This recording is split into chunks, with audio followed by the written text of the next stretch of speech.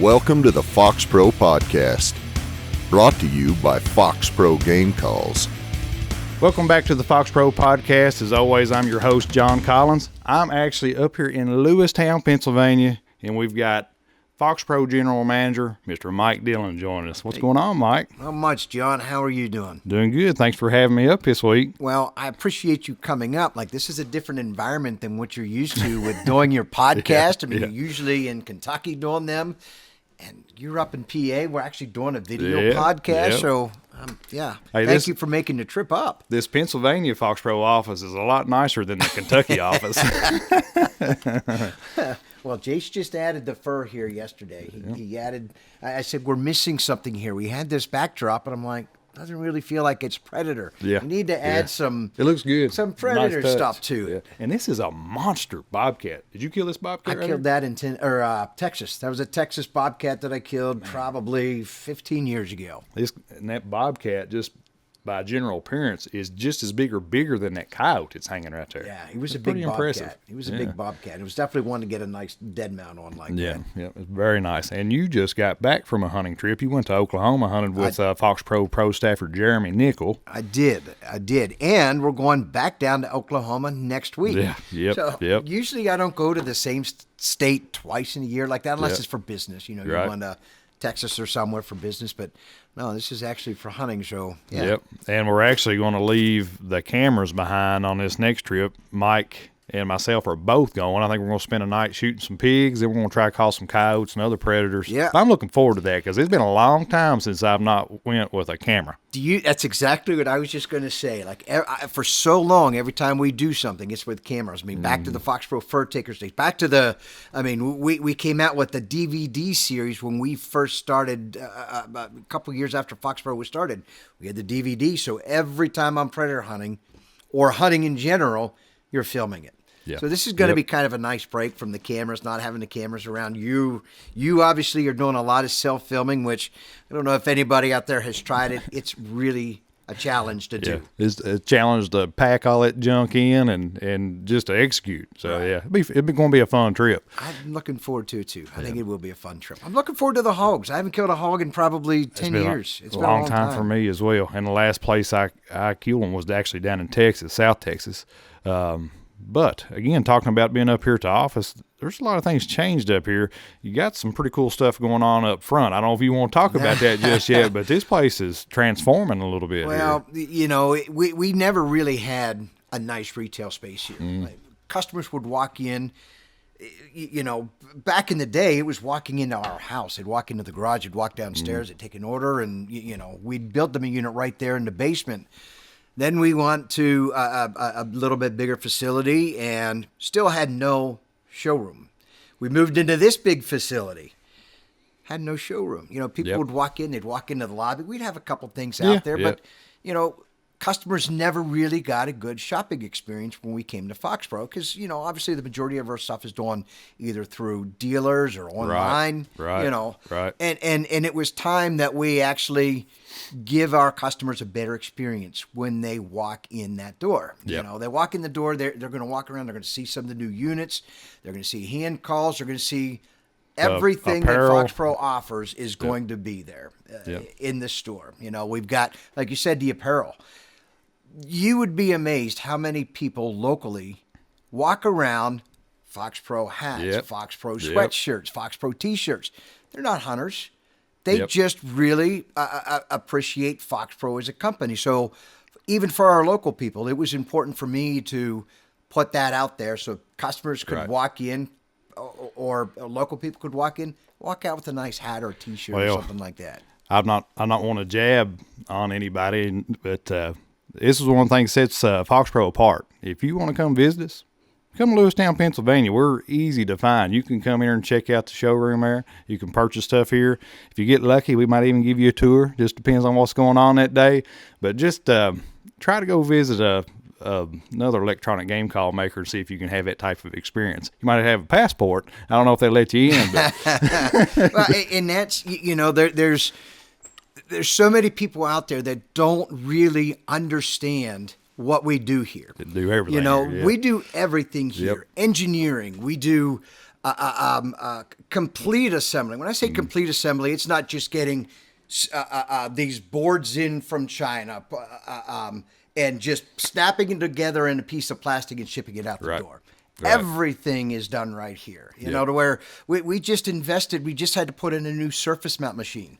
Yeah, that machine cost us over $500,000 to get that machine put in. But you know, just one machine too. That's just one machine, and that's just one machine that we've had to put in. You know, so the molds that we get made for our product, you know, that mold cost $500,000 for the X360. Made in the plastic comes right from Guttenberg, Iowa. You know, so everything that we do, our packaging comes from America. You know, there are parts, and this is where, you know, a lot of people will say, oh yeah, that part comes from China, so it's a Chinese company. You know, the microprocessors, everything that we are getting, you know, most of the parts that we're getting, these are owned by American companies that choose to get them made overseas. I can't control that. You know, we're just a little blip in the quantities that are sold of these microprocessors. FOXPRO is just, they're not going to FOXPRO is not going to force these guys to bring their fabs back here to So say like United a microprocessor, States. Say if it comes from overseas that goes into this unit, that is a small percentage of this unit. I mean, very small percentage. Right. And there is actually a certain criteria that you have to meet to be able to claim made in the USA. Is that correct? That's exactly right.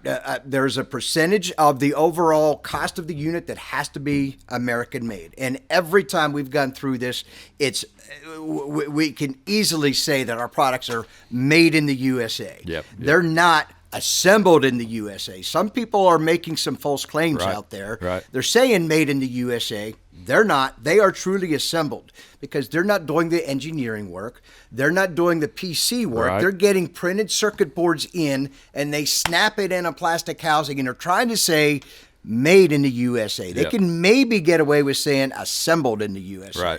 We are not assembled in the USA. We are made in the USA, and there's a big difference. Well, it's something I'm really proud of, you know.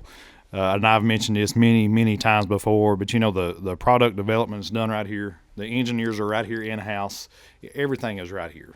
And, you know, it's and when a customer walks in, they get to appreciate that. When they leave here, and if they want to come and they want to do a tour of FOXPRO, when they come in and we walk them around to every department, you know, here's where the engineers are. Here's where the case is designed. Here's where the software code is written. Here's where the boards are laid out. Then you take them back into the surface mount machine and show them where we're taking the raw PC boards, we're taking all of the raw components, and we're doing all of the work right there. Then it's going out onto the floor to get some of the hole-through parts.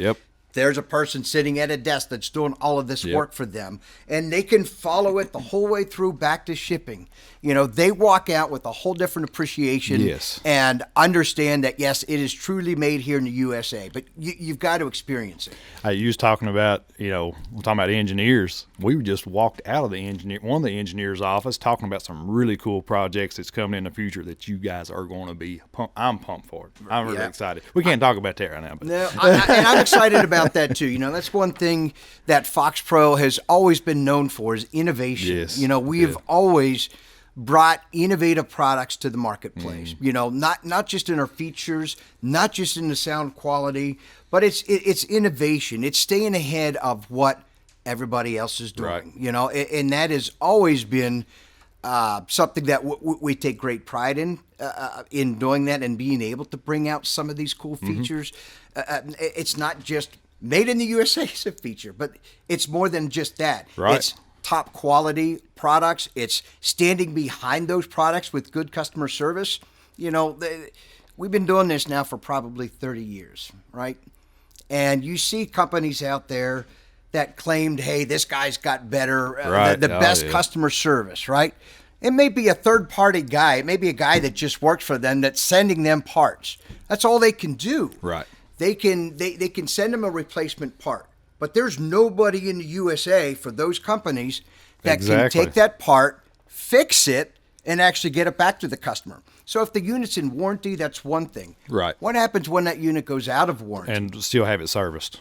And still have it serviced. We get units in that we've sold 20 years ago. FX3s, FX5s. I've seen them come through down there. Right. And that's one of the cool things, too. When you call, hopefully you never have to, but if you ever call into the service department and talk to one of the guys down there, guess what? You're talking to a fellow coyote hunter. Right. Zach Hassinger down there runs that part of the department. He is one of the better coyote hunters, fox hunters in the country.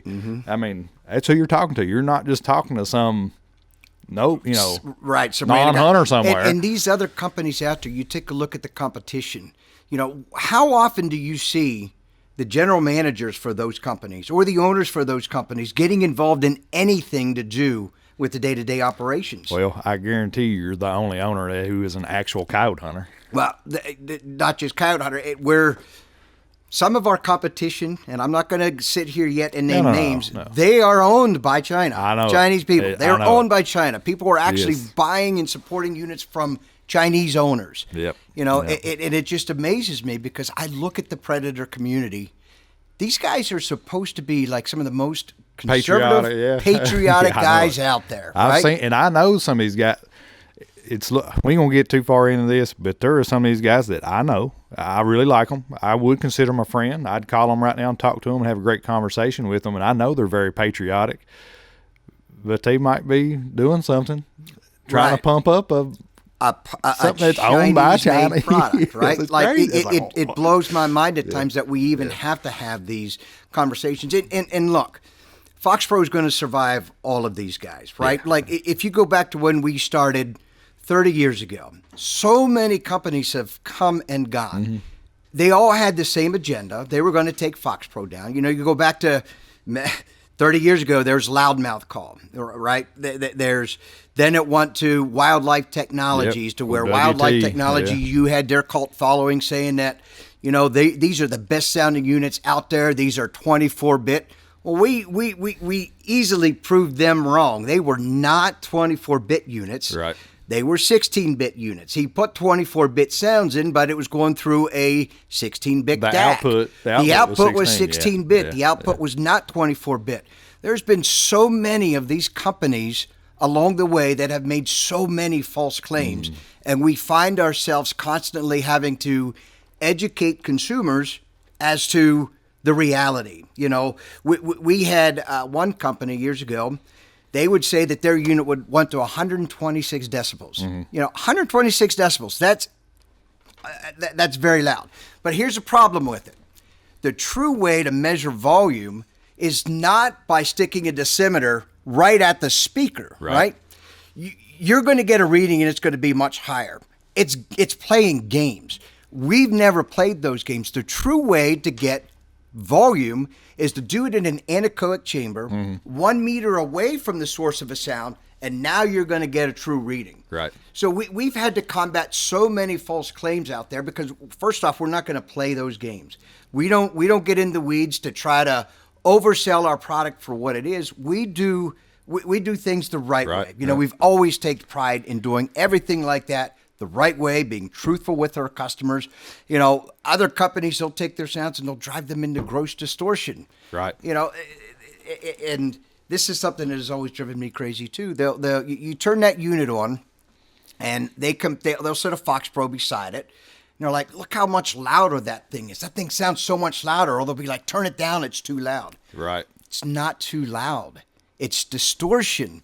So a lot of these companies were introducing gross distortion into their units to give the impression that it's louder. Right. And customers were buying into it. Our ears have the capacity of handling good, clean volume. You hear good, clean volume, you're not going to say, my God, turn it down, it's too loud. The square waves that hit our eardrums are what makes you say, my God, turn it down, that's too loud, right? Clean waves don't do that. And we've got some extremely loud units. And one thing about volume I was wanting to ask you about, and which I already know the answer, but I've seen lately on some social media stuff, this is our new flagship unit. Everybody knows about the X360 at this point. It is a bigger unit. But you'll see guys say, it's 2025 now. We're almost in 2026. Things are supposed to be getting smaller. Well, we've got small units. We've got the Prowler. We've got the Hellcat Pro. But they are smaller units. But what happens when you actually get a speaker that is smaller? It can't produce the volume, right? Exactly right. The one thing, everybody wants the it's biggest, physics. baddest It's volume in a small, compact package. It's impossible. You're defying physics. Sound, in order to be loud, needs to have a big speaker. A big horn. It's got to transmit in a certain way. You're not going to do that in a small package. Now, everybody says about how big this thing is, too. I mean, it weighs 12 pounds. Hey, we were just talking about self-filming. When I go self-film, and I've self-filmed a ton of stands with this X360, I am packing a big camera tripod. It's not one of those tiny ones, with a nice size camera on top of it. So I've got that camera tripod, camera over my shoulder. I've got a rifle over my shoulder. I've got the X360 carrying cross shoulder. And then I'm also carrying a fat boy tripod for my rifle to go on. And I'm also carrying a stool to sit on. I'm carrying all that stuff in. I ain't got no problem packing that stuff. Exactly right. I ain't got no problem packing it. I think part of it comes from it just. I'm built different, Mike. I don't know if you ever noticed, but I mean, I'm a big come guy. on, you're not Tory Cook big. No, come on. I mean, but no, it blows my mind.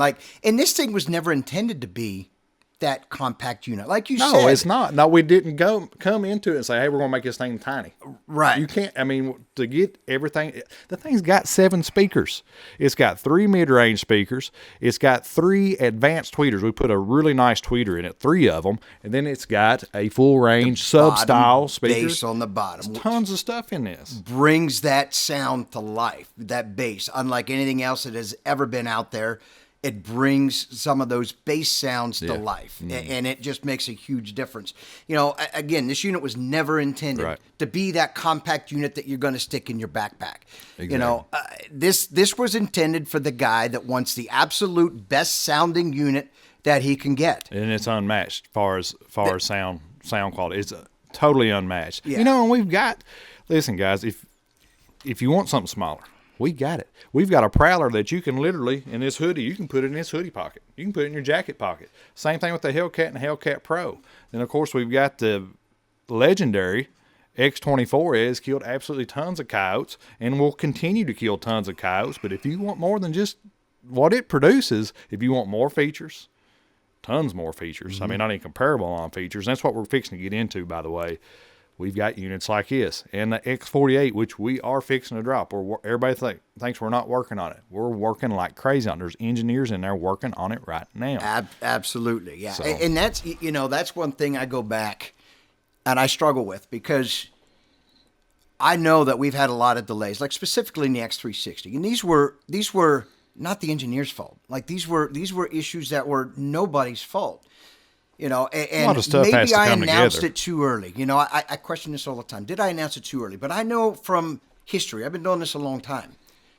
If I don't announce it early enough, and a customer goes out and purchases one of our other high-end units, hey, I just spent $549 or I just spent $600 on an X24.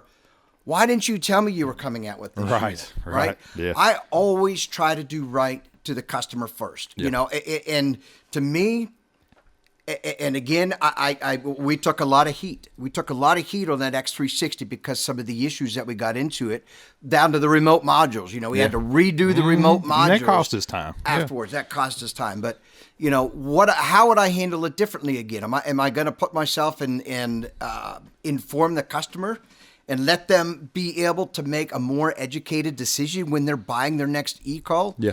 Yeah, I'm going to side with the customer, and that's bit me specifically with this one. That's why on the X48, they're like, when's that thing going to be out? Oh, I get it every day. Oh, I get it every day. Every day. And I'm like, I so bad. I've historically have been the most optimistic person out there. Yeah.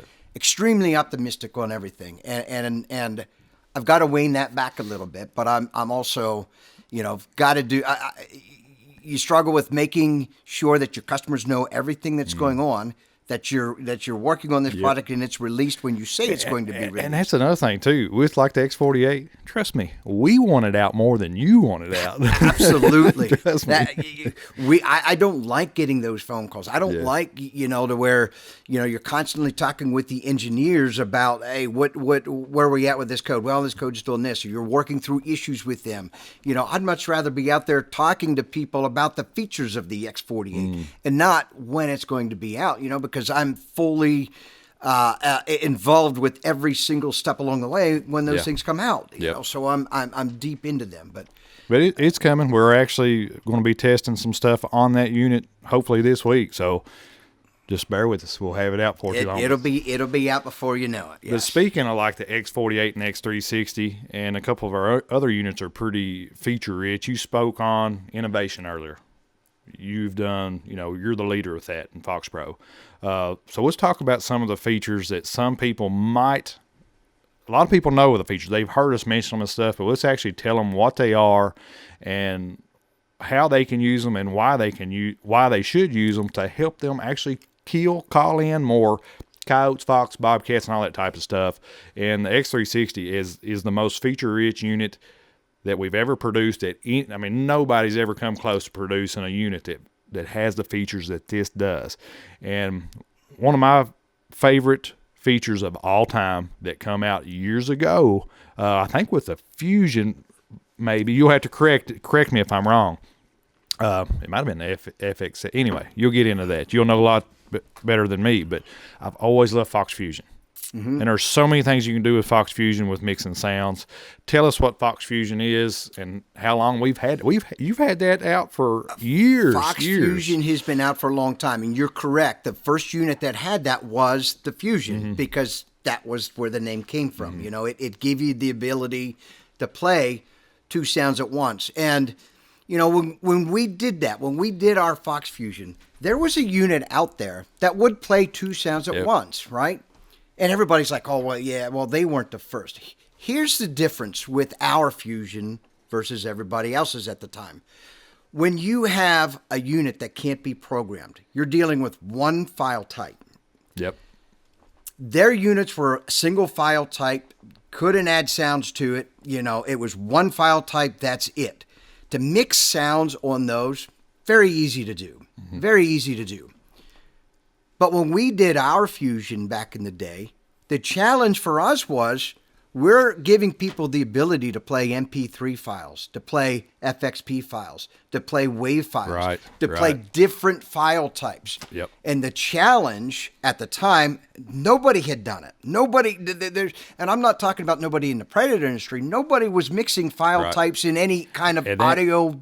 That might sound simple to some people, but it ain't. It's not. Simple. It truly was not. That was really a cool feat that we were able to do, our engineers were able to accomplish, was being able to give the units the ability to mix and match different file types. Yep. Now, that is real versatility because you're not limited to one file type. You could put different file types in the units and then you can mix and match those sounds. Mix file types. You can mix volumes. One can be at a high volume. One can be at a low volume. Right. We can even change with this and getting into the next thing. We're going to still be talking about Fox Fusion here, but you can actually change pitch of individual sounds playing at the same time out of the X360. So the initial Fox Fusion was really cool. You could take any two sounds at once. There's a lot of cool things that people have learned to use.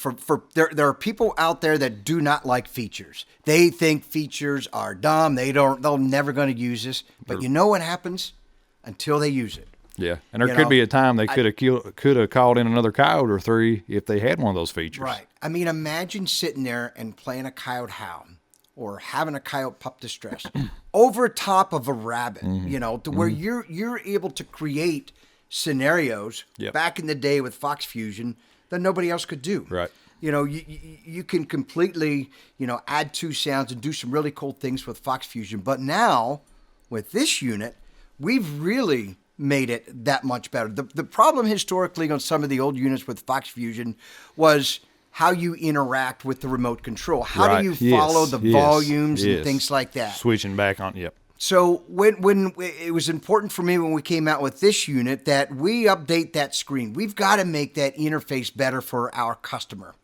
to where it's easy for them to navigate between the two sounds. So we came up with this. We'll show you guys this too. Yeah. The split screen design. So now when you get into Fox Fusion, you're seeing a top screen and a bottom screen. Yep. You're Split. looking at both of those sounds. I can, if I want to change that top sound from a coyote pop to a rabbit or a different coyote howl, I simply go in and I change that sound. Change the volume the same way. Right. You can even change the pitch.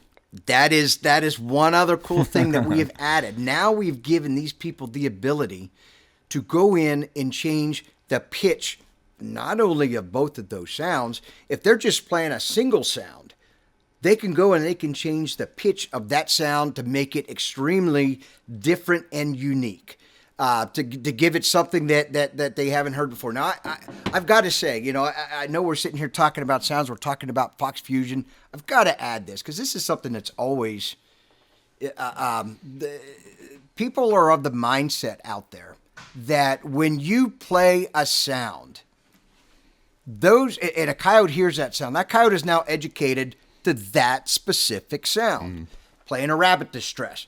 I can't tell you how many times I see, hey, there's so many FOXPROs in my area, I need to buy a different brand because they're educated to these sounds. Well, when a coyote gets educated to a sound, you've called a coyote into a stand with the sound.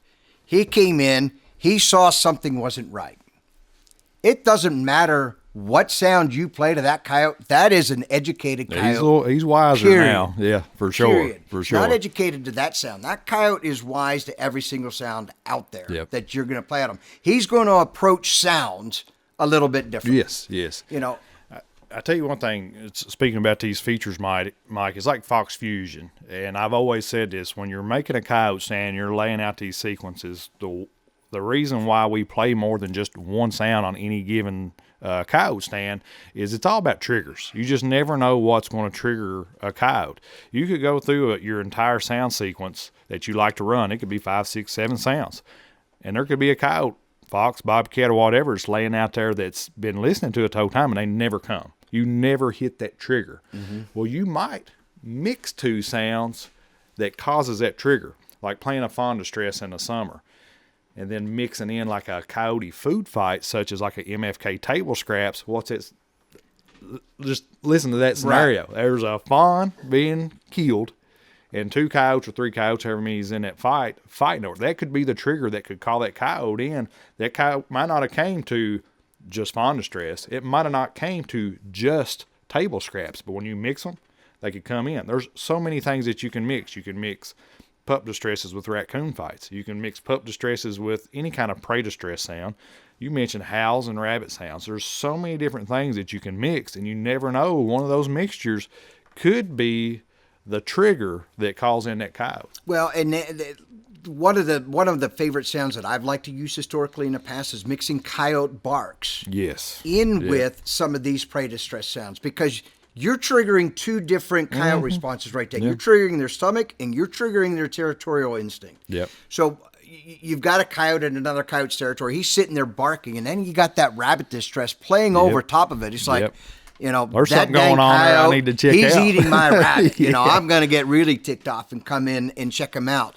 And with that fox pitch now added to that, I can now play that rabbit. I can start it off at a very high pitch. Like, hey, I'm just now being attacked. I'm at a very high pitch, and throughout that sound playing, I'm going to lower that pitch because I'm getting closer to death. I'm weak. It is as realistic as you could possibly get. And that's the beauty of some of that stuff. It's there if customers take advantage of it. If they know how to use it. Right there at your fingertips. And I'm going to drop a golden nugget on you here. This is like one of those Collins secrets, okay?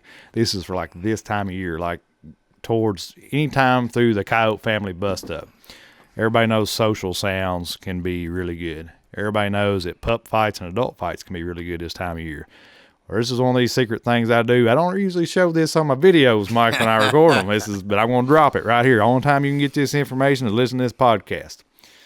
I go into Fox Fusion. I play a social sound like greeting whines. I know both of you guys like greeting whines. Y'all killed a Pennsylvania coyote to greeting whines just a couple weeks ago. That's a great sound. So what that is a social sound of coyotes getting together and they're doing this little huffing and grunting and whining and stuff. Well, my other sound that I mix in with it is what I would consider a lighter pup fight. It's Broke Up Brawl from MFK. You mix those two sounds, so it's like a little bit of fighting, and then it pauses, and it goes in a little bit of fighting again, but you got that constant oh my gosh, you better go ahead and flip your safety off when you hit that on Fox Fusion, because you got coyotes coming. Yeah. I've killed so many coyotes dead here lately. Yeah, these guys, there's guys out there that are literally spending, thousands of dollars a year on sounds. Mm-hmm. To where if they just learn to use the remote a little bit more, they can double their sounds up. Customizations that you never thought. You can take a coyote howl and make it sound completely different by changing the pitch. That's another thing. Just like you don't have to. We was talking about you can change the pitch in Fox Fusion for two separate sounds. You can also do it for just a singular sound. You can change the pitch on up or down. Well, on our 32-bit ultrasonic sounds, we're going to get into 32-bit ultrasonic. On those sounds, you can't go up in pitch because they're already as high as they can go. But you can go down and create a total different sound. I wouldn't say total different sound, but you can really change that sound up. But it's just like with Fox pitch. I guess I'll give you two. I'm going to give you two golden nuggets, okay? I don't know why I'm so giving. I'm so giving today. But anyway, like Pound Town. It's an adult fight. Everybody loves Pound Town. Everybody's used it. Everybody's caught a ton of coyotes to it. Well, this summer and coming into this early fall, I've been using Pound Town, but I've been going into Fox pitch and bumping up in pitch 2 points, sometimes 3 points. And what that does, that makes it a higher pitch, and it sounds like a pup fight. So you still got that really aggressive Pound Town fight, but it sounds like pups. Mm-hmm. And I'm telling you. I know I've caught and killed some older coyotes lately at home that I make these stands several times a year, and I know I've called the coyotes that have heard me calling that I didn't get killed, but I've killed them to using Pound Town that they've heard dozens of times by just changing a pitch 2 or 3 points. Right. Yep. And if people would learn to use it, that's why it amazes me. Like it's some of these guys that curse at these features. We don't need these things. We don't need these. And I get it. You want a very simple mentality, very simple remote. We've got it. Hey, we've got it. And you can run this the same way. You don't have to. Exactly right. Those features are only there if you need them. You don't need to be burdened by them, but they will make you a more successful predator hunter, period, if you simply use them. Yep. If you simply use them and don't curse at them and just learn to use them because they're there for the customer's benefit. Yeah. And speaking of that, you just said it there. We've got other units. Sometimes we'll talk about the X360, and we understand this is a sophisticated unit. We've got a lot into it. It's got a higher price tag. It is what it is. It's got to have it. I understand if you can't afford it. We make other units. What we've got, when we get this X48 out, we'll have, 8? We'll have the Prowler, Hellcat Pro, Shockwave, X24, X48, X360, and do we still have some X-Waves out there? We still have some X-Waves out there, yeah. We got a lot of units. We do, and that's the other thing. Like a guy will take a Prowler or he'll take a Patriot.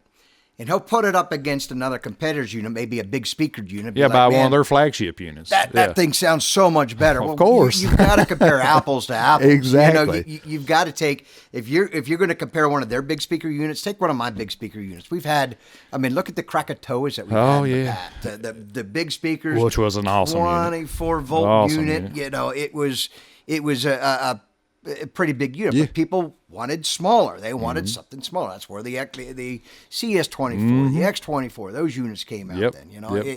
We're constantly trying to follow what the customer wants and deliver them a unit that's going to serve them. The reason we've got multiple units, we're making units for individual calling styles and individual budgets. We get it. We're trying to just provide whatever a coyote hunter, fox hunter, bobcat hunter, predator hunter, whitetail hunter, goose hunter, whatever, we've got something for you. We don't make just one unit. We make a lot of units. I had a customer the other day I responded to, and he's like, "Man, I love the X24. I just want a very basic remote control, right? Like I don't need all of the bells and whistles." And I'm thinking about that. Well, okay, what can I do? And I'm like, well, you know what? We've had it. We've had it. It's called the X1. It was the same TX433 remote. It had has nice small, buttons, easy to use remote control, And they're like, why doesn't FOXPRO do that? Well, we did it, and guess what? It wasn't a very successful unit. I bet that, and I'm not calling them out, but I bet that customer didn't buy one.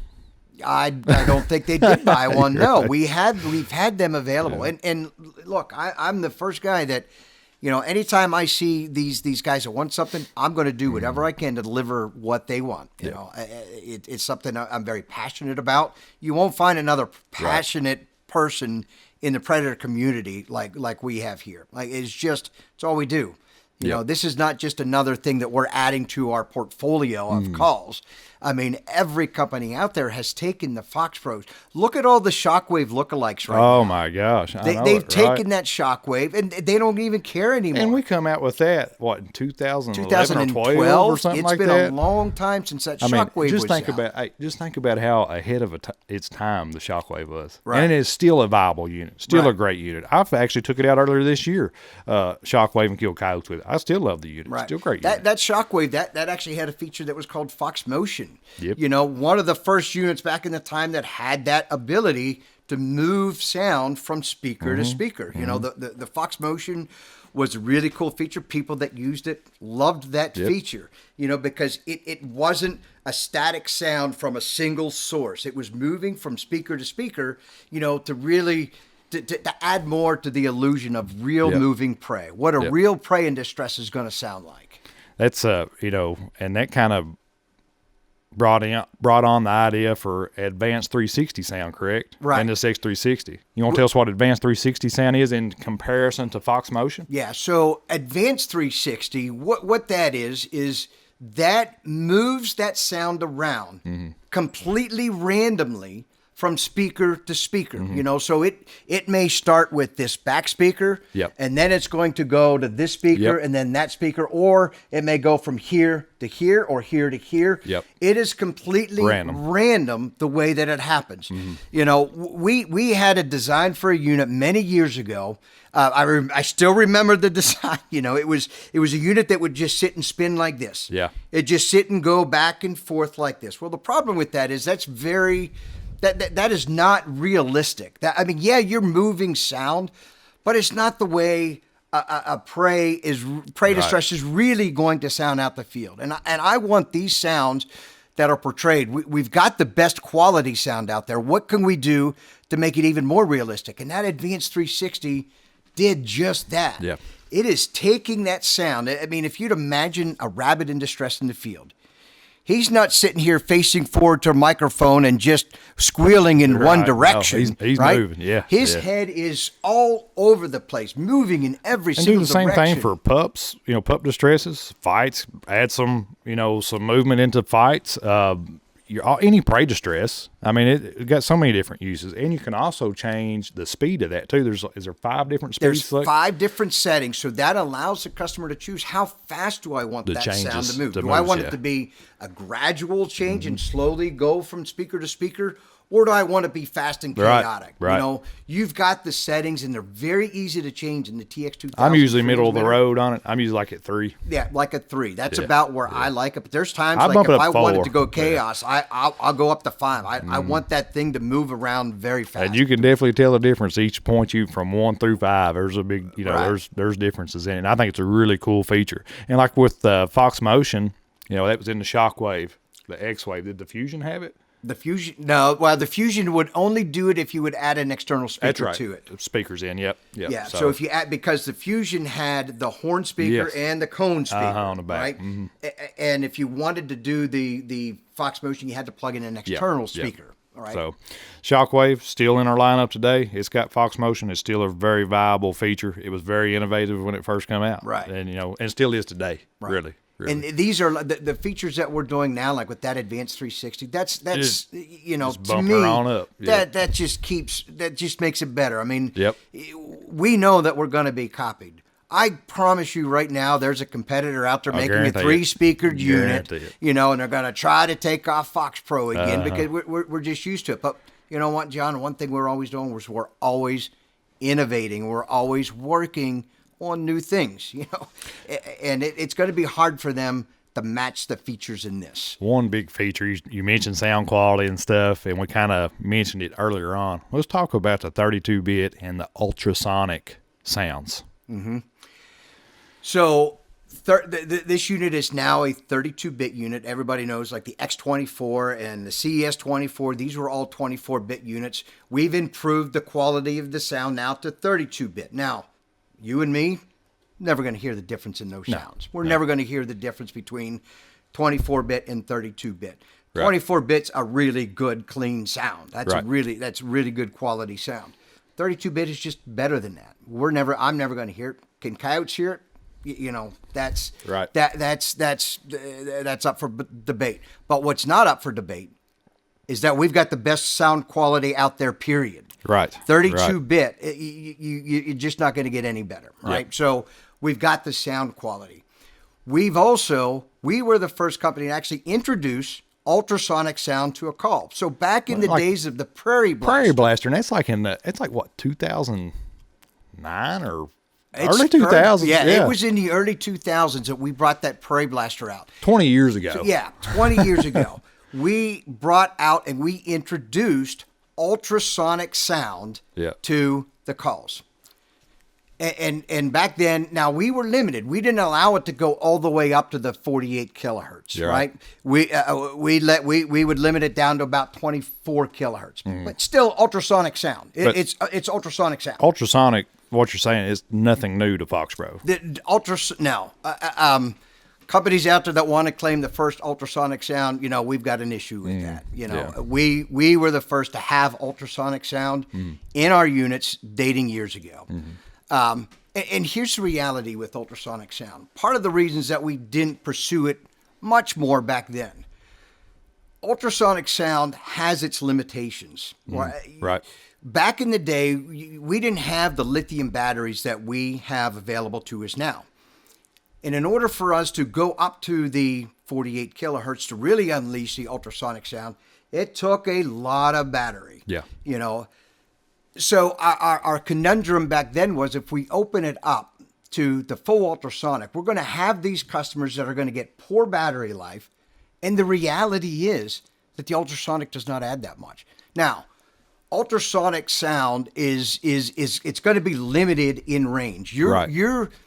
If you play an ultrasonic sound naturally, a natural ultrasonic sound from an animal, it's going to have a limitation in the atmosphere, possibly up to maybe 100 yards. Right. There's atmospheric conditions that you have to take into account for how much humidity is in the air, because ultrasonic sound, in order for it to carry far, because those sound waves are so tiny, they need a medium to go through. Right. The ultrasonic sound in water travel very far. Ultrasonic sound through snow travel very far. You open it to an open atmosphere, and those sounds are going to dissipate very, very quickly. Right. Now, you can play games with ultrasonic sound. You can try to amp up the amplitude and say, "Hey, I'm gonna make these much higher." Right. It doesn't change the fact that they dissipate very quickly in the atmosphere. Right. So we now, with these units, we always knew that with this big 10,000 milliamp hour battery in this X360, we were going to open up ultrasonic sound to it. I mean, it's just, now that we've got the battery capacity, we're going to do it. Ultrasonic sound will definitely make a difference for those close-in coyotes. Right. If you got coyotes that are coming in and hanging up at about 100 yards, that's going to be the sound that's could make or break that stand. They hear that ultrasonic sound, and that's like, man, I've never, that's real. That's a real sound. So the reality of it is, you get on, we've been on these coyote stands many times. I know you've been on them, Mike. You're out west where you can really see far away. There's been times where we've watched coyotes come in from well over a mile off. They look just little dots. They're not hearing no ultrasonic. No. I remember. And even like when we talk about ultrasonic sound, it's not a sound that's out there. You say, we can't hear the ultrasonics. There's a lot more to that sound than just the ultrasonic part of it. Right. Like when you're playing cagey cottontail, we've got cagey cottontail as an ultrasonic sound, correct? Baby cottontail, those types of ultrasonics, right. Of course, we've all heard cagey cottontail.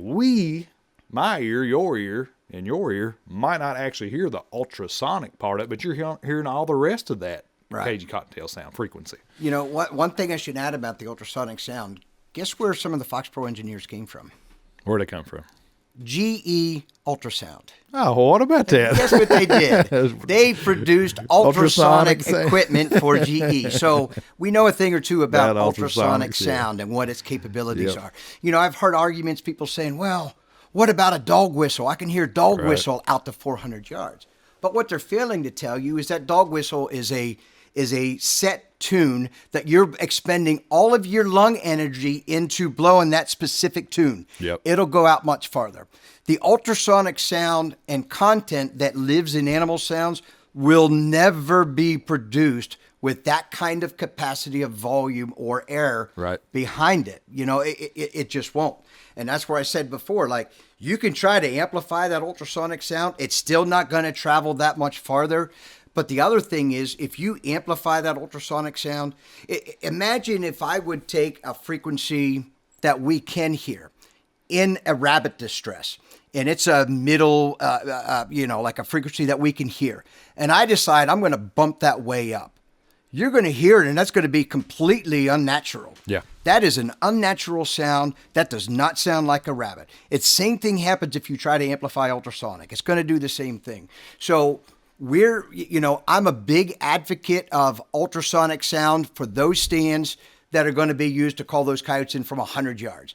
But I will never sell ultrasonic sound as it is the best thing since sliced bread. And you're going to call coyotes in from 400 or 500 yards away that you never would have called in before. And I'll never say the ultrasonics don't work. I think, if we have the ability to produce it, I think we need to be producing it. Right. But listen, I was running X24 a couple weeks ago. I killed a coyote at 25 steps. Mm-hmm. He was 8 steps from the X24. It ain't like we ain't been calling coyotes in close for a long time. Shot with a shotgun. And again, I think that lends itself, the ultrasonic sound, to those coyotes, maybe call-shy coyotes. Maybe you're dealing with call-shy coyotes, and you want to add something a little bit different that they didn't hear before. That ultrasonic sound will do it for those close-range coyotes. That's got it. Got it. And we've got it in. But it's got ultrasonic and so many more features, John. I tell you another thing, too. You start talking about the opposite end of ultrasonics. This speaker on the bottom, guys, if you have not heard this unit, I tell this people all the time, they ask about it, well, does it really sound different? Well, I've got old ears. I've shot a lot of guns, stuff like that. Like when I'll play like a rabbit distress and bird distresses, I really can't tell I can tell a difference, but I can't tell a huge difference. But where I can really, really tell the difference is in like howls, fights, growls, all that type of stuff. And you mentioned Tory Cook earlier. He's talking about big guns on him. Tory is actually and I told him this. I said, listen, I play your sounds, and I've listened to your sounds countless minutes and hours. I can play one of your fights or whatever sounds, and I'm hearing sounds that are coming out of that sound file that I never knew was even part of it. Because this unit is covering such a wider range and bringing out certain little corners of that sound file that I never even knew existed. And I said, I think you will too, Tory. And when Tory listened to it, he's like, yeah, I recorded it. I'm not going to. Guess what? He's like, you were right. He said, I've been listening to it so long on these other units. When I heard it out of that X360, he said, I was blown away. He said, I just cannot believe. He said, you're right. He said, I'm actually hearing stuff in these sound files. The last time I heard it is when I actually was right there with the coyote and recorded it. Well, and we were just talking about being able to call animals from far away. Guess what sounds travel the furthest? Yeah, the bass sound. The deeper sound. That deep bass sound, that's what's going to travel the furthest out there. So when you mix that advanced 360 sound with that bass sound coming from this, that's going to be the stuff that's going to make the difference for those long-distance coyotes. And that's the thing. I've had people, will you actually call in more coyotes with it? I think you will. I mean, I will tell you, I think you will. Just like what you said, you get out there on some of this western country and midwestern country, prairie ground, sagebrush country, you stick this X360 out there and it's throwing sound. It's literally throwing sound in 360 degrees. Mm-hmm. And it's got the frequencies that carry further and call the stuff up close. You're actually throwing more sound in more directions, and I think that will equal more coyotes. I definitely do too. Like these guys, they're so worried about using the best sound. What is the best sound to use right now? They should also be asking themselves, What machine should I What's the use best to unit? best Yeah, portray exactly, that sound? exactly. What can I do to give me the biggest advantage out in the field, right? It's got to start with the sound quality. Yep. But it also has to be the way that those sounds are portrayed out there in the field. You know, and I really think, like, short of tying a rabbit up out there and putting him in distress or putting a live coyote out there, this is the next closest thing that you could get to that. The guys that are using this unit, I've had them tell me before, they'll turn a fight on, and then all of a sudden they'll hear something in it, and it'll make them jerk around and look at it, and they're like, man, I thought a couple coyotes actually ran up there and got into it or grabbed hold of the call. And he said, I realized he said, I've been playing that sound forever. I never heard that part of it. Right. You know, and I get asked this all the time. You know, I have guys send me messages, or sometimes they'll just comment it on one of the Facebook posts. They'll say, say if I was using this unit and there's a couple coyotes laying there, and they'll ask a question, well, would you have called those coyotes up if you was using the X24 or Shockwave? Or maybe. Good chance. Yeah. Maybe. Right. I don't know. Maybe I wouldn't have seen nothing that day. And that I can't answer so that. Hard. That is so hard to answer for a customer. I know. I got them called up and killed. Yeah, like I caught him with this. Would I caught it with the X24? Maybe. I don't know. I don't know. You know, all I can tell you is that this unit produces better audio. Yeah. Better bass. Yeah. It's going to travel farther. Yeah. You've got the advanced 360 sound. Like, this is the best thing that you could put in your arsenal if you want to call in. Yeah. If you want to put the best equipment at your disposal. Yeah. And I won't say, I'm not even going to go say call in more. Like, those guys that take that stance, it's just not me. I definitely think, and this is just of course, this is opinion because I don't know, but I honestly think, especially out there in that bigger, wide open country, it lends to debate. I mean, you're throwing more sound in more directions. You're covering more territory with it. I think the odds in your favor that it will produce more coyotes. I mean, more sound, more area. It's it's already doing more, so it could produce more coyotes. We'll leave it at that. I don't know. I can't say it for a fact. And when we say that over the X24 is awesome. I love it. It's one of my favorite units ever produced. I got total confidence when I take the X24 out. Mm-hmm. I don't think I'm not going to call a coyote up when I take the X24. You know, we talked earlier about these people playing the sounds and thinking that the coyotes get educated to those same sounds. Well, what if the sound portrayed from that speaker, you know, even the X24, it's going in one direction all the time. Yeah. Yeah. Sound travels 360, but your hotspot is in one direction it's direction all the time, right? Out, yeah. So what if coyotes hear that rabbit distress, and they get educated to that, oh, that's not moving, right? That's a sound that's not moving. That, I'm listening. Nope, that's not realistic. But then you introduce the advanced 360 sound, and you play that to that coyote. You know, oh, wow, you know, that sounds moving, man. It creates a sense of urgency. Right. Like, I think maybe that is a real rabbit. I need to go check that out. It's one thing we could be giving them too much credit. I don't know, but if you have the ability to play something that is the most realistic possible, it's got to up your odds. Right. Absolutely. I know. So, I mean, in my opinion, when I get asked, I think in the long run you'll call in more coyotes. Yeah, I definitely believe that too. And I think it's because you'll kill more coyotes on the ground because you're adding that ultrasonic sound for those close-up, hang-up coyotes. Yep. You're reaching out there farther on all of your stands with the bass sounds. And you're adding realism with the advanced 360 sound to where you're really moving it. I mean, I think it's the best equipment that you could put in your arsenal. It is what it is, yeah. And it's the one investment that you can make for your coyote stands that'll call you in more coyotes. You know, these guys are spending $10,000 on their thermal equipment. Every year they're upgrading a new thermal, and I'm spending $2,500. Well, the last time I checked, no thermal equipment has ever called in a coyote. No. Right? No. And that thermal crowd is really the predator hunters. That market's getting to be a big market. Yeah. Predator hunters like to spend money on equipment that they believe in. You've got to get them believing that these units, you know, they're the best units out there. Yep. Period. Some more features, they're Fox features, some more innovative stuff that I'd like to ask you about, Mike, and we kind of lump them together.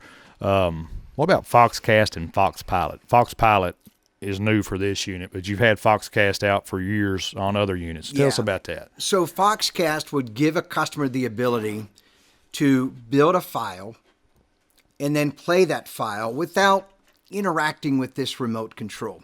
So they knew maybe in their stands that they would start their standoff with, maybe Baby Cottontail at volume 15 and then slowly raising it to volume 30, right? For maybe 2 or 3 minutes. Then they could mute it. Then you could go in and add another, or you could do another sound. After Baby Cottontail, mute it. I'm going to play this sound. We gave customers that customization a while ago, and a lot of people really like those FoxCast files because what it does is it keeps your eyes off of the remote control. Yep. If there's one thing that we can maybe help our customers become more successful coyote hunters is keeping their eye out in the field. Like if you're down here looking at the remote and a coyote comes in and you don't see it, we're always looking for ways that we could prevent that. Right. What can we do? And the FoxCast file was one of those. And, they were pretty popular, but nothing like these new Fox Pilot files. The Fox Pilot files add a whole new element of things that you can do with the unit.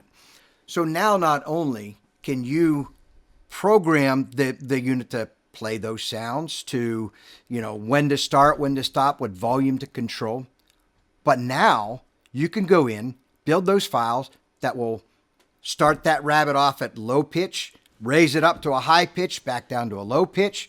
Then while I'm playing that rabbit and changing the pitches, I've got coyote barks going over top of it. Gives you the ability to do the 2 sounds at once.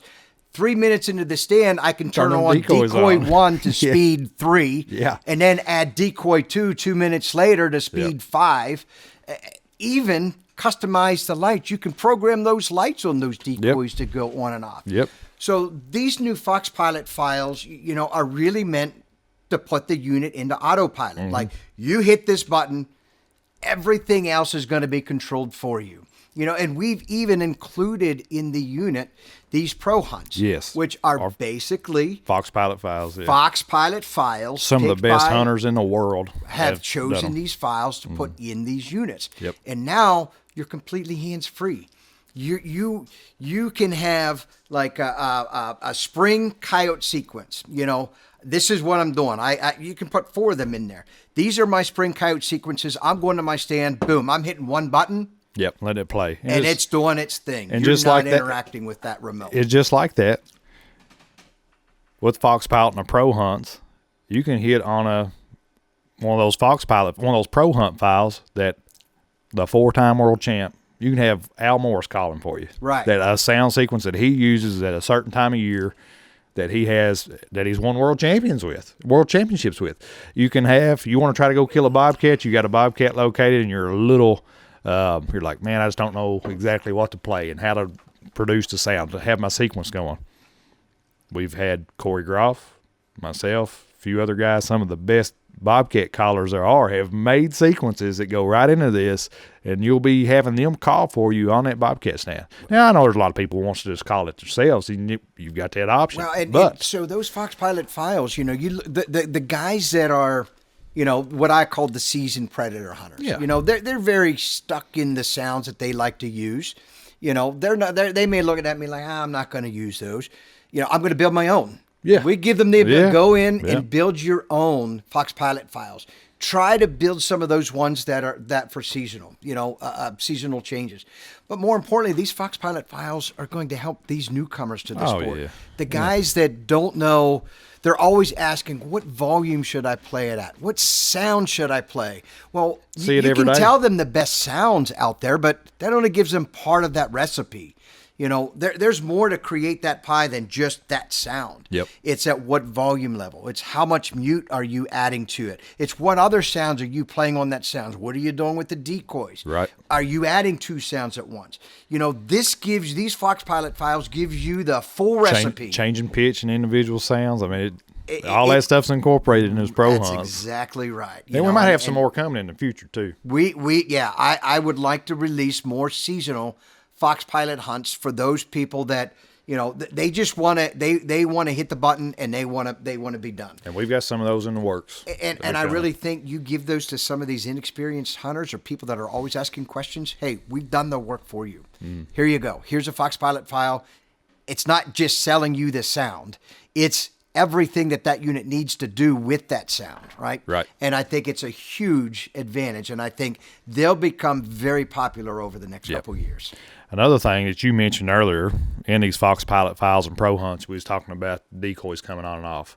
This X360 has two decoys, dual decoys. And I tell you what, if you've ever watched any of the videos, and we'll show them to you on here too so you can check it out, but this is a wild looking, this is a nice visual, and I know it's going to kill a lot of coyotes and bobcats up close. It'll actually, you can adjust the speed of both of them individually, and it actually looks like this bird-style topper is attacking this rabbit fur type, rodent fur, whatever you want to call it.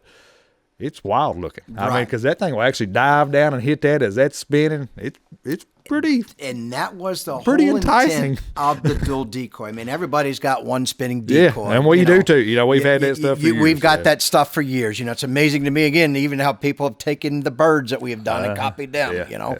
But like we've had them for years, but what can we do to make the decoy action better? And like it's one of those things, like you said, you get this thing spinning fast, it looks like it's attacking that critter. And it's definitely going to create an illusion, that decoy action that they've never seen before. He's talking about engineering and stuff, earlier.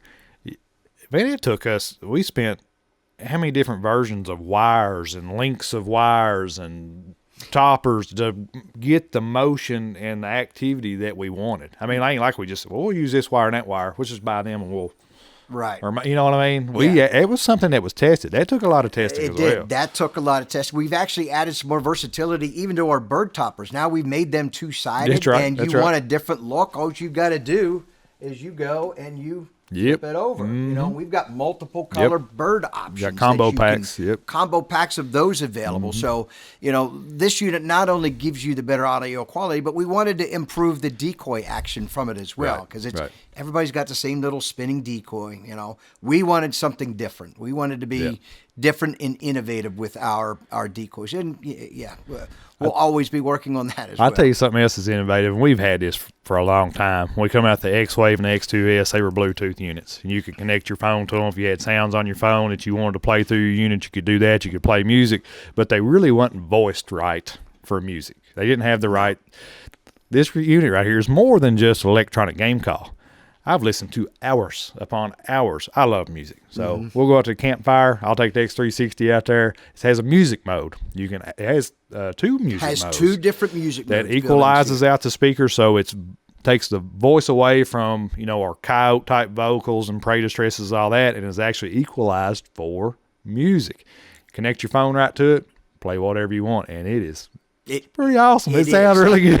It sounds awesome. The big thing that makes the difference for this is the fact that it's got that bottom bass speaker. That full range speaker. That full range speaker on the bottom, coupled with the mids and the tweeters.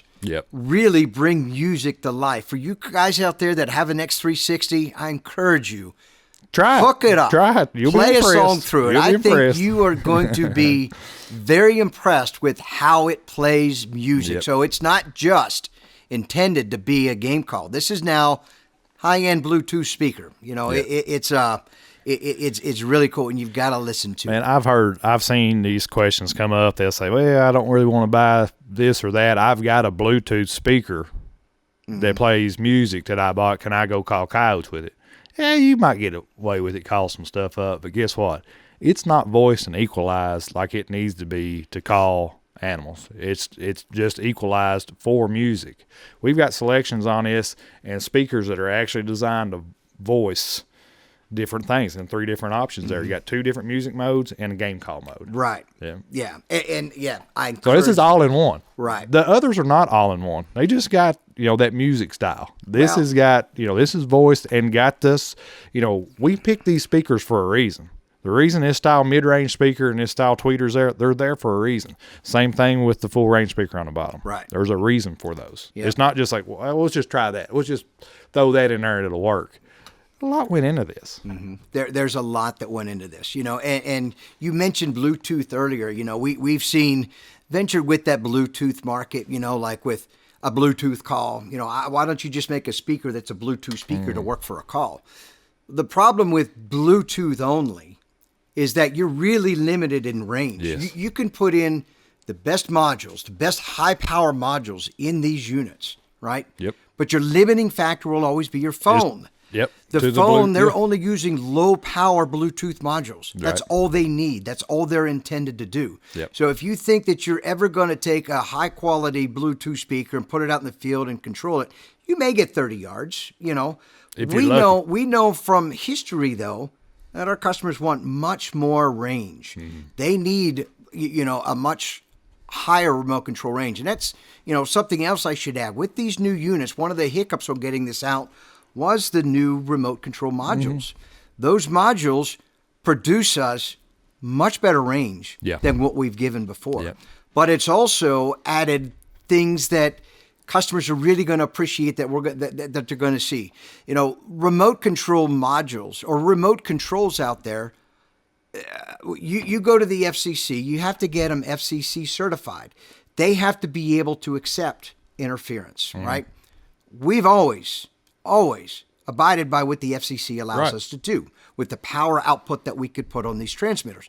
So when you're around areas and cell towers and things like that, they have to accept they have to accept that interference. There's no way around that unless you don't abide by what the FCC says. Yeah. I know for a fact that two of our competitors have done this historically to where they'll get an FCC ID, but then their production units are different than what they got certified. Right. Meaning they are overpowered, meaning that they're not abiding by the FCC. Right. And this is something that they should tread on light water with. We've been aware of this for a number of years. Back to the days when people would take the FOXPRO remotes and they'd hold it over their heads and they'd say the FOXPRO remote sucks. No, they didn't. They were legal remote controls. Right. They were legal for what we were allowed. Yeah. I'll tell you one thing. He's talking about the different remote technology there, the different modules. We have done something improved remote distance. And I've tested them myself. I've did a lot of the field testing out in different environments and different, all kinds of different stuff. Going to some problem areas where we had problems with certain stretches of power line, right? Certain cell towers, certain internet towers, all this stuff that might have caused a hiccup in, say, a X24.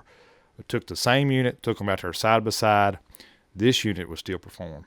Yeah. We fixed a lot of that. These but new still legal, still FCC absolutely, guideline. Completely 100% but the legal. different technology help that in problem areas. So it's a lot more dependability on remote range. Yeah, these new modules are fantastic. The kind of range that we are getting from them are much better. You'll even get a signal on here that says that you're getting interference. Yes. The unit has the ability to identify that you are in an area with interference. And then we've got some fixes coming for that in the future too with these units as well. So, the remote games, it's something that we've never played that. We've always done everything by the book. And unfortunately, we deal with competitors that don't do everything by the book. Well, tell us more about the TX2000 there. It's a brand new remote with the X360. It's going to be with the X48, of course. There's a lot of cool stuff that thing does, like different color themes on your screen. Oh, and weight scales. Tell us a little bit about that. So the weight scale, the weight scale I thought was a really cool feature to add to this, because how many times do you see somebody holding up a coyote and they're like, I used to do it. I'm sure you used to do it. You pick a coyote and you're like, 32 pounds, 35 pounds. I did it the other day. Took the X24 out and probably killed my biggest coyote of the year. And I picked it up. I was like, I ain't even going to try to guess it. I wish I had my TX2000 with me. I bet I ain't going to tell you no weight. I think it was 40 plus, but it might have been 30. I don't know. Yeah, but now you can just attach that tether on the bottom, attach to the coyote, and you got a weight scale, which, I think you'll find it'll be one of those features that a lot of people use. I use it a lot more than I thought I would. Right. And I find myself weighing almost every one of them. That's what we get. People are looking at these features and are like, I'll never use that. I bet you will. You know, You will. You'd be You will. surprised. 100% will. You have it, you're going to use it. There's even been times I've been hunting with somebody else and we'll kill like a double or something there, and I wasn't even thinking about weighing them, and started to walk off dragging them or whatever, and they'll, hey, won't you weigh that male? He looks like he's awful big. I'd be interested to see what he weighs. And he was, well, let's just weigh both of them. Get it, and I use it. I can't wait for bobcat season to open to weigh some of the cats. There's a lot of cat. I would always weigh like if I killed a cat that looked pretty small, it's like, well, I would weigh like the small ones and the real big ones. All the in between stuff, I just didn't weigh them. But right. I guarantee I'll weigh every single one of them. I call in now. And I even think for these guys hunting like the big bobcat contest, where they want to have an idea of what they weigh. What does it? What is? You've got it. You've got it right here. You don't have to carry an extra. Don't have to carry an extra piece. Yeah, you've got it. Yeah, I know guys will say, yeah, well, I could just easily carry an extra weight scale with me. Guess what? They won't. They're not going to take an extra weight scale with them. I just don't. I mean, I'm sure some guys do, but now you can just leave that one at home. You got it built in right here. It's pretty cool. You'll use it. It's a nice, and it's accurate too. It's an awesome feature. Tell us about the theme changes. I think this is big because this makes I love. I've got mine changes, right? So like. Historically, we've had a couple different color options that we could do with our displays. You had like black and orange, which is kind of the FOXPRO theme. That's our colors. Then you'd have a night theme, which would be, and then you'd have a day theme, which is a white background with black. Basically 3 options. And you can still do those. You can still do those. But now you can go in and you can create your own custom themes. If you're a LSU fan, you could put a yellow background with blue print on there. You can really customize these screens. Tons of options to change too. I mean, any background, colors text, that you want. Yep. Right. Yep. And I think giving it that level of customization is just, one of those things that, when you're spending $1,500 for a unit, look, you're getting, number one, a made in the USA unit. That's a very high end unit that has so many features. You should be able to do things like change your theme, do little stuff like that. And that's why it was important to incorporate all of these new things into the TX2000. Well, there's benefits from it too. I never realized it, but when I got to playing with changing the colors for the theme, I actually found a blend of colors that was more appealing to my eye. It felt like it was actually better for me to look at. Right. It's kind of girly colors. It's kind of. Do you want to share? I think, John, you should share the colors that you use. Well, have y'all seen any of the Facebook posts where we and the Instagram posts where we advertise that you can change the different themes? That's my theme. Yeah, it's kind of purple coloring and black background, but it's easier for me to look at. Right. When we're on these stands, it shows up good during the day. I can still use it at night, tone down the brightness and stuff. It just works for my eyes really well. And you might find out you're like, John, girly colors. Well, you might find out you like the same theme too. I've done like different like orange and blues and different things like that. Because when you're using these things out in the field all the time, you're looking at the same thing all the time. Mm-hmm. Customize it from time to time, and you can even set it into the user button to change the theme. Change it. Change on the fly with just one button push. Yeah. And that's a cool thing too. Those user buttons. Hey, we've got the buttons laid out on that TX2000. It's just upgraded all the way around. And like Advanced 360 sound, these user buttons, you can put Advanced 360 sound. You might be running on the fly with your X360 or your X360, and there might be sometime in the middle of a stand, you might see a coyote that's hung up or something. You're like, man, I bet if I hit X360 sound, it'll come in instead of having to go through the menu. You can assign. I've got mine assigned to user one. So do I. That's what I user one, and it starts throwing that sound around, and guess what? Yep. Here comes coyote. That way you hit it. It's very quick access. Like you said, you're not going back into the menu to find it. We've tried to really simplify everything on these remote controls. And that's, when somebody would say, they're just too complicated to use. No, they're not. These things are easier than anything out there to use. Yep. You got very basic operation. You can make it as basic or you can make it as advanced as you want. Yeah, that's right. That's right. Hey, do you want to talk any about like Fox data? Fox data, I think Fox data is another one of those features that the guys that have used it historically, these are guys that appreciate it. And again, it's one of these things, one of these features that are designed to make you a more experienced, a better educated predator hunter. And what do I mean by better educated? Well, with Fox data, if you go out to a stand and you have a successful call-in, you simply hit a button. And what that is doing is that is storing a snapshot of everything that's going on. And everything, including the sound that's being played, the moon phase, the temperature, the time. Mm-hmm. All of those things are then stored as a point in your transmitter. Mm-hmm. If you use that successfully, every time you successfully call it in, you're going to start to see patterns.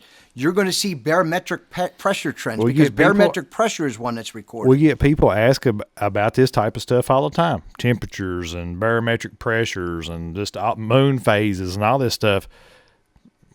Like Mike's saying, this is real-time data that can be gathered on stand, and you can put your own conclusion together. Exactly right. The end of the year, you take those. Mm-hmm. You're going to find out, this was my most successful barometric pressure. Yep. This was my most successful sound. This is the time of the day that I was most successful. Yeah. Instead of carrying a journal with you, right? You've got it. People, I've heard people say they'll take a journal, they'll write all of that stuff down, right? That's a lot of work. I used to do that. I used to keep it on a calendar. You don't need to do that. No. You hit one button, and that records it for you. Now, where I'll say that we have lacked with this in the past, not what it's recording.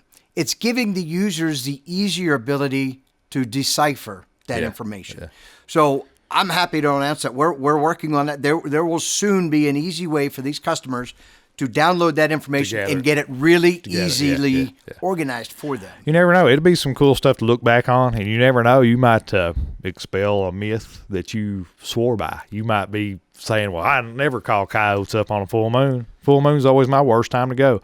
Well, at the end of the year, you might look back and say, yeah, get a lot of coyotes on a full moon. Right, exactly right. Like you're going to get all of that data broken down. You never know. You never know. It's a pretty cool feature, really. It is. It's been. I really believe it's one of those features that have been underutilized, but it's probably because of the way that we have done the interface on after download, and we're going to make that better. And once we do, people are going to love this. They're going to really start using that Fox data feature a lot more too. And we've got many other features that's been out for a long time, like FoxBang. FoxBang's a great feature, and guess what? Trust me, I know Mike pretty well. Them gears in his mind's always turned. He's gonna be coming out with some pretty cool stuff, innovative stuff in the future to you. Guarantee it. Guarantee it. Mike, is there anything else you'd like to touch on? We've covered a lot of stuff. We have covered a lot of stuff, John. I mean, I want everybody out there to know, listening, that I think I'm known to be a very passionate person.